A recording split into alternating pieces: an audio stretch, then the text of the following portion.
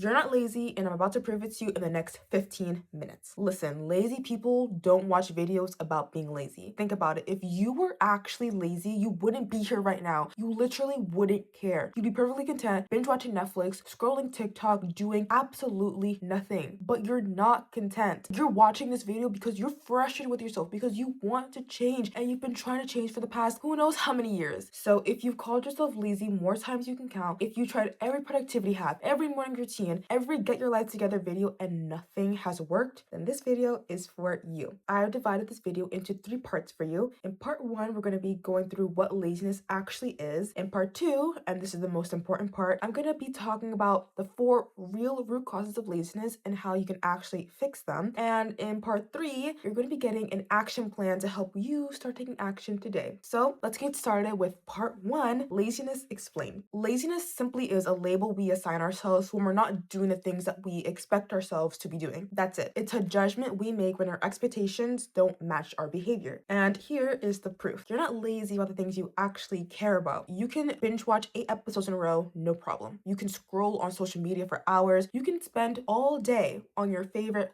hobby. So clearly the capacity to take action is there. The energy exists. The ability to focus is already within you, which means that laziness has nothing to do with lacking motivation or discipline. It's simply a signal. It's our body and mind telling us that something else is happening beneath the surface that is preventing us from taking action. We see the wounds, the procrastination, the inability to get started, the avoidance, and we say, oh my gosh, why am I so lazy? I just need more discipline. So we make schedules, we set alarms, we watch dozens of videos on YouTube about how to become more disciplined, but we never truly stop to ask ourselves what is actually going on here. So in essence, when you're calling yourself lazy, what you're really saying is there's something blocking me and I don't know what that is. But that's okay, because I'm here to help you figure out exactly what is going on. So now that we have a better understanding of what laziness actually is, let's discuss the 4 root causes of laziness, starting with the biggest one. Number 1, you're not resisting the work, you're resisting the feeling. Listen, I've been wanting to create content for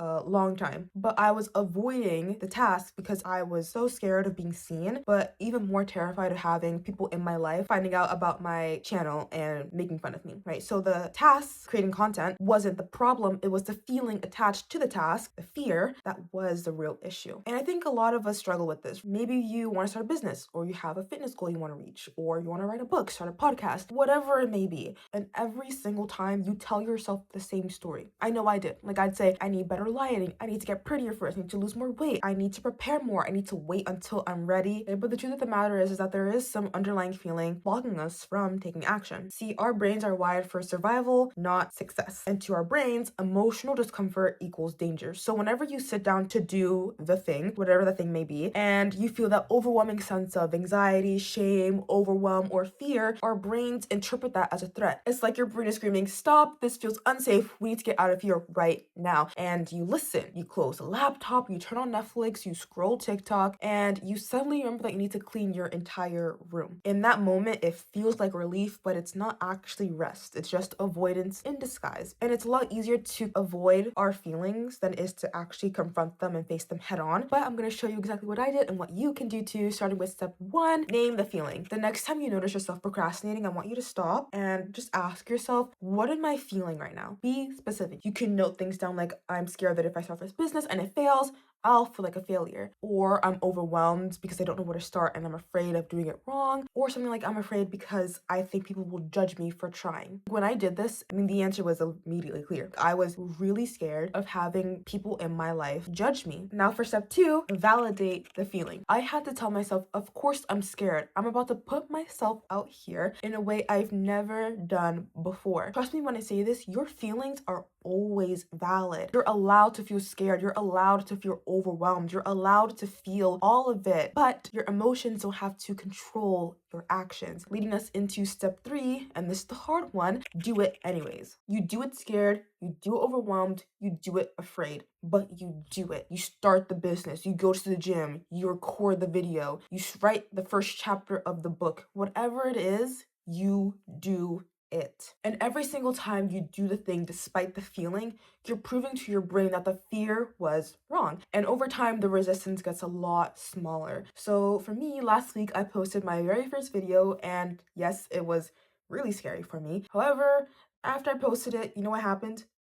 Nothing. Nothing bad happened. The world didn't end. And it just honestly felt so good to finally do the thing I've always wanted to do. And now that I've done it, I can do it again and again and again. And yes, the resistance is still there. The fear is still there. It's not 100% gone, but it's becoming so much easier to show up on camera, to record, to film, to edit, to post it. Moving on to root cause number 2, you're taking on too much responsibility. Over responsibility simply means you're taking on more than is yours to carry. You are responsible for everyone else's feelings, everyone else's happiness, everyone else's problems. And then when it's time to start working on your goals, your dreams, your passions, you have nothing left. There's no capacity. And this looks like being the mediator in your family, like peacekeeper, making sure that everyone else is okay. Maybe you're the person who spends 2 hours on the phone listening to your friend vent when you have your own problems to deal with. Or maybe you're like I was, a people pleaser who wanted to avoid confrontation and disappointing anyone at all costs, to the point where she said yes to everything, overextended herself, took on tasks, errands, favors, all just to avoid disappointing someone. And if you're struggling with this, I really want you to hear this. You are not responsible for everyone else's feelings. You are not responsible for making everyone happy. And you are not responsible for fixing everyone else's problems. Those are their responsibilities, not yours. Your responsibility is to yourself first, to your well-being, to your passion, to your calling. And this isn't selfish. That's healthy. You have to fill your own cup first, otherwise you'll end up overextending yourself and burnt out. So what can you do about this? 2 things. Step 1, identify what you're carrying that isn't yours. So right now, grab your phone or a piece of paper, and I want you to list out every single thing that you feel responsible for. Write it all down, and then I want you to go back through that list and circle every single thing that is actually your responsibility. Your own goals, your own happiness, your own calling. Everything else on that list that you did not circle is something that you have to let go of. Now, step number 2, set one boundary this week. And this one was scary for me because, as I mentioned, I was a people pleaser, and saying no was literally one of the hardest things I could ever do. But I'm not asking you to stop caring about people or to become completely selfish. I'm just asking you to set one boundary this week, and it can be super, super small. It can be as simple as saying that you're not going to answer your messages after 9 p.m. because you need time to rest. It can be that simple. And I promise you, the people who truly love you will understand. Now moving on to root cause number 3, you're tying your worth to your productivity. And this is a lie that will destroy you if you let it. Let me explain what I mean. When you tie your worth to your productivity, you're essentially saying that you are not enough because of who you are. You don't believe I'm enough because I exist. You believe I'm only enough if I accomplish this, if I achieve this goal, if I make this much money, if I look this way. For years, I derived a lot of my worth from my academic success because it was the one thing that made me stand out. I was a straight A student. I go to an Ivy League university. I really prided myself on being academically successful. And anytime I underperformed, I felt horrible about myself. So I would avoid or delay work whenever I felt like it would challenge the identity I had built around being the smart one. See, when your identity is built around your performance, every task feels like a test of your worth instead of something you just do. So starting feels risky because failing wouldn't mean this didn't work. It would feel like you're not enough. And see, our brains delay action to prevent ourselves from feeling this way. Remember what I said in part 1? Our brain is wired for survival, not success. That's why you wait to feel ready, but that feeling never comes because if you don't try, you can't fail. If this is something that you struggle with, I really want you to hear this because it's something I wish I heard like a few years back. You are not valuable because of what you achieve. You are valuable because you exist. And as a person of faith, what really helped me understand this was that God created me with inherent worth. Not worth I have to earn, not worth I have to prove, inherent worth. You are a whole, complete, worthy person regardless of if you accomplish something today or not. And until you believe that, you'll always feel like you're not enough. Okay. How do we fix this? How do we stop tying our identity to our performance? 3 things. Step 1, separate who you are from what you do. I want you to write down 5 to 10 I am statements that have absolutely nothing to do with your achievements. So instead of me writing, for example, I am a straight A student or I am successful, Writing out something like, I am kind, I'm curious, I am resilient, I am loved by God, I'm someone who values growth. Doing this will help you start to discover what your real identity actually is. And now step 2, practice resting without guilt. So this week, I want you to find some time to rest without producing anything. It can be 5 minutes, it could be 30 minutes, an hour, an entire day, but find some time where you rest without doing anything. And when the guilt creeps in, because it will, I want you to repeat this to yourself. My worth is not tied to productivity. I am enough right now in this moment doing nothing. Say it until you start to believe it. Now for step 3, reframe your self-talk. Whenever you catch yourself thinking, I'm so lazy, reframe it with, I'm resting and that's okay. If you catch yourself thinking, I'm falling behind, replace it with, I'm on my own timeline. If you catch yourself thinking, I'm a failure, replace it with, I had a setback, but I'm still worthy. Remember, your self-talk creates your reality. So if you continue to tell yourself that you're lazy or that you're not enough or that you're not worthy, you'll keep believing it and that will continue to be your reality. But if you start telling yourself the truth, that you're worthy regardless of what you produce, your entire life will change. Your worth was given to you the day you were born. You didn't earn it